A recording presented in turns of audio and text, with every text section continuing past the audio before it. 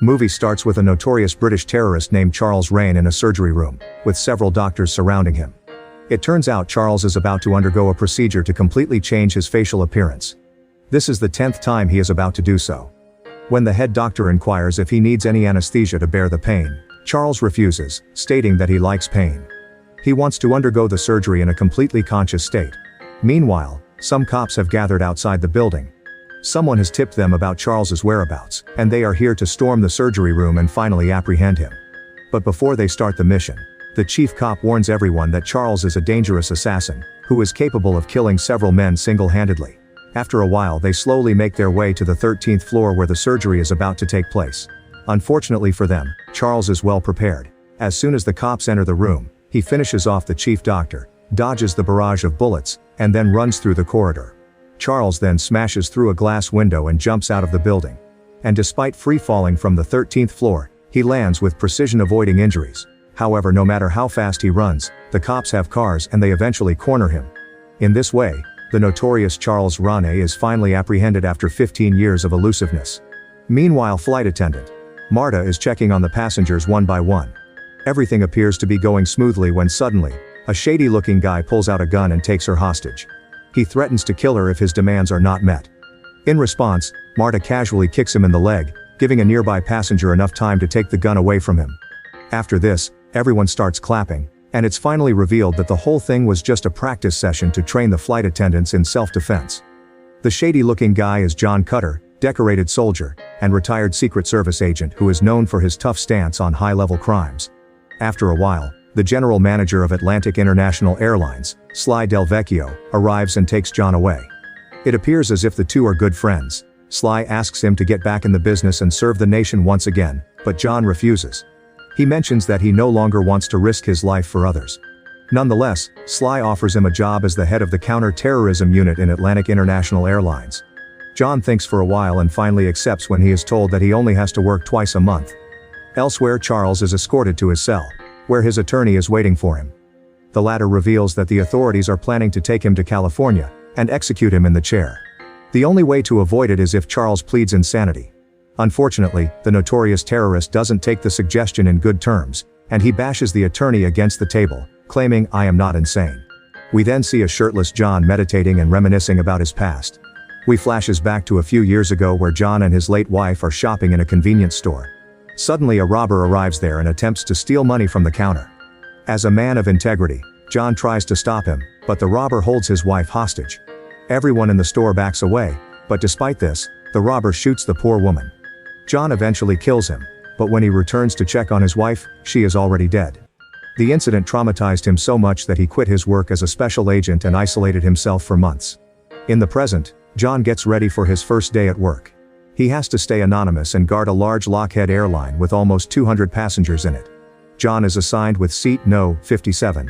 Charles and two FBI agents also board the plane, indicating that the flight is heading for California. One of the flight attendants is Marta, while the other one is a beautiful young girl named Sabrina. Meanwhile, a little boy sees Charles and fires an imaginary bullet at him.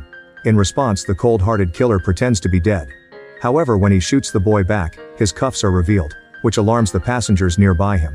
They start wondering if the flight is safe, and Sabrina assures them that there is nothing to worry about. After a while, she calls a suspicious-looking staff in the lower deck and asks him to send over the special service. The guy obliges and puts a metal briefcase on the waiting tray. At the same time, John, who is annoyed by his chatty seatmate, gets up and heads to the restroom to have some alone time. Once he locks the door, Sabrina retrieves the content from the metal briefcase and it turns out to be a gun.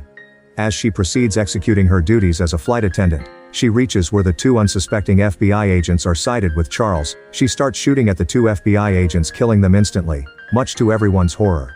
After Charles unlocks his cuffs, three of his criminal mates emerge out of their seats and threaten everyone to remain silent. Here, it is revealed that Charles had everything planned all along. When he got to know that the agents were escorting him in a commercial airline, he immediately hired some people to hijack it. In the next scene, Charles heads to the cockpit and shoots one of the pilots dead to assert his dominance. Then, he announces over the radio that they are going to change courses and that the plane is officially hijacked. However, if the passengers remain calm and obey his orders, no harm will come to them. John, who is still in the restroom, overhears all of this and gets terrified.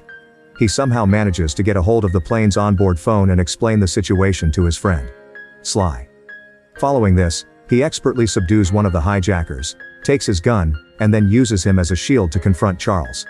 The latter also grabs Marta, creating an intense showdown between the two. However, Charles soon lets go of the flight attendant and shoots an innocent man to prove his point. He then fires a shot towards John, but it accidentally kills one of his henchmen. Taking advantage of the commotion, John and Marta run away from there, enter the elevator, and take it all the way down to the cargo hold.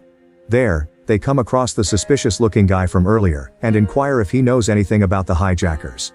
The man pretends to be shocked, but at an opportune moment, he whips out a knife and tries attacking John.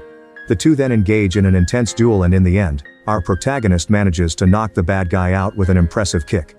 After tying him up, Marta and John head to the avionics section of the plane, where the latter proposes that they dump all the fuel and force an emergency landing. Marta strictly opposes the idea, as it could easily result in a crash. But when John explains that it is their only way, she allows him to proceed. Once the fuel is almost empty, the two head towards the landing gear, as it is the best place to jump out of the plane without sustaining many injuries. Fortunately, the plan works, and when Charles learns that they are running low on fuel, he requests the pilots to make an emergency landing at the nearest airport.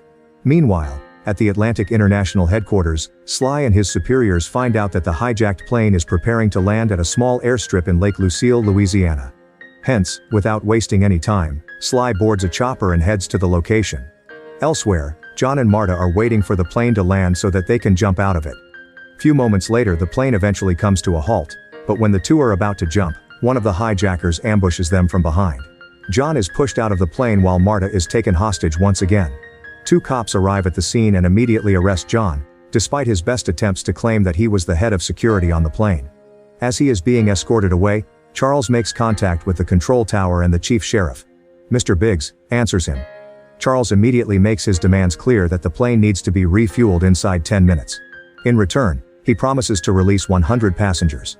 When the sheriff refuses to accept the deal, Charles kills 5 passengers to make a statement.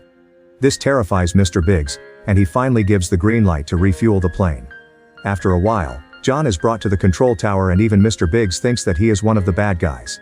His doubts are finally confirmed when the cunning Charles calls him once again, and lies that John is one of his men, who escaped after betraying him. Hearing this, Mr. Biggs orders his officers to lock John in the basement, but the latter impressively fights them off, grabs a police motorcycle, and heads to the airstrip. Meanwhile, after the plane is refueled, Charles releases 100 passengers as promised. However, taking advantage of the commotion, he also sneaks out with a suspicious-looking guy and another man. The three then head to a nearby fair. At the control tower, the FBI finally arrives and asks Mr. Biggs to give a full report on the situation. When the sheriff mentions that they had beat up and caught John Cutter, the head agent gets angry and finally reveals that John is one of them.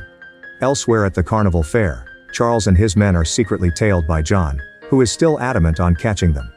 Unfortunately, his cover is blown, and one of the hijackers attempts to shoot him, but misses. An innocent person takes the bullet, resulting in a full-blown chaos. Meanwhile, John climbs up a Ferris wheel, and one of the hijackers follows him there. The two engage in a small tussle, which ends with the man being chucked off the Ferris wheel, resulting in his immediate death.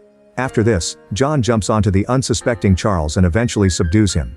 As the FBI and the local officers take him away, Sly Del Vecchio also arrives and congratulates his friend for successfully tackling the terrorist. However, little did they know that the problem is far from over.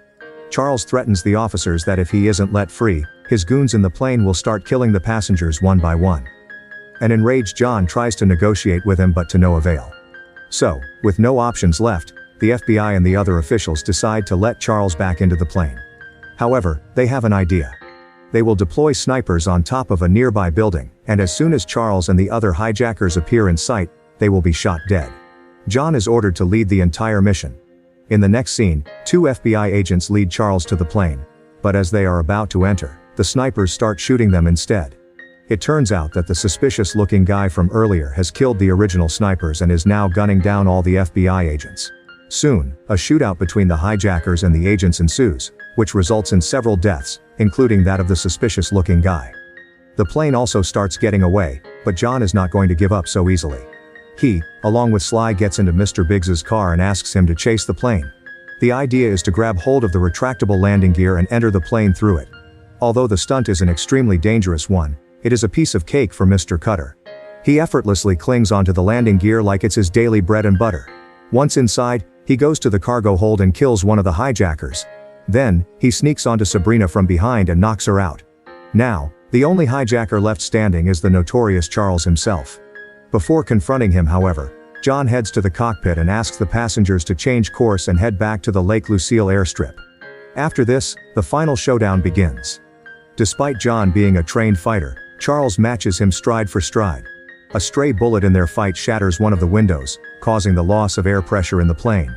The main door is also blown out, and Marta, who was standing just next to it, is left hanging for her dear life. Fortunately, John acts quickly and takes Charles near the broken exit. The two then exchange some final blows, and at the end, John prevails by kicking the terrorist out of the plane.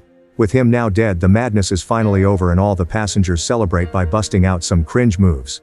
John then contacts his superiors at the control tower and informs them that he has taken down Charles, making them rejoice in happiness. In the final scene, the plane finally lands and all the passengers are escorted to safety. John, who is fed up with all the commotion, doesn't even bother facing the reporters and simply walks away with his new girlfriend, Marta. The movie ends as Sly talks to the reporters and proudly says that he was in charge of the entire operation. Make sure you subscribe and turn on notifications so you can watch more videos like this. Thanks for watching.